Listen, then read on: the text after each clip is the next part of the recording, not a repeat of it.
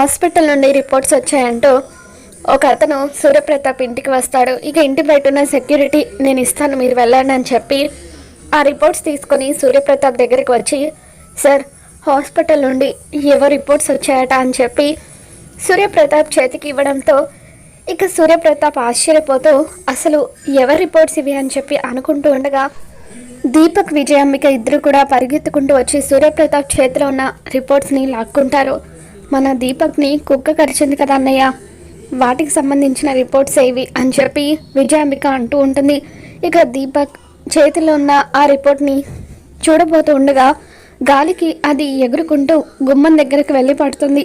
అప్పుడే రూప బయట నుండి ఇంట్లోకి వస్తుంది. రూప పాదాల దగ్గర ఆ డిఎన్ఏ రిపోర్ట్ పడడంతో తను అది ఓపెన్ చేసి చూస్తూ ఉంటుంది. ఇక దాంతో విజయాంబిక దీపక్ ఇద్దరు కూడా టెన్షన్ పడుతూ ఉంటారు. పోయి ఆ రిపోర్ట్ని రూప కాళ్ళ దగ్గర పడేసావు కదరా అని చెప్పి విజయాంబిక దీపక్ని తిడుతూ ఉంటుంది. మరి రూప ఆ డిఎన్ఏ రిపోర్ట్లో ఏముందో చూస్తుందా? బంటి తన కన్న కొడుకన్న విషయం రూపకి తెలియబోతుందా? ఏం జరగబోతుందో మళ్ళీ మన ఛానల్లో తెలుసుకుందాం. మీకు ఈ వీడియో నచ్చినట్లయితే తప్పకుండా లైక్ చేయండి.